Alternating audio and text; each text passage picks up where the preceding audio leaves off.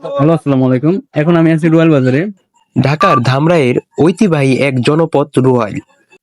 একটু এগোলেই চোখে পড়বে প্রাচীন ঐতিহ্যের অন্যতম নিদর্শন ঐতিহাসিক রুয়াইল শিব মন্দির।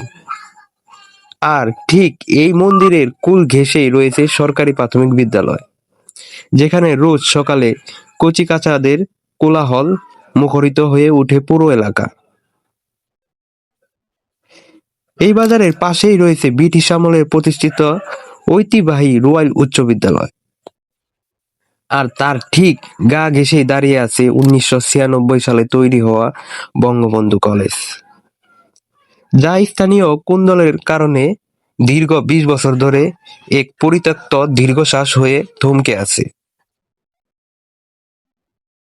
প্রাচীন গাছের ছায়া, মন্দিরের ঐতিহ্য, স্কুলের প্রাণচঞ্চলতা আর বন্ধ কলেজের নীরবতা, সব মিলিয়ে আমাদের এই সুন্দর রুয়াইল।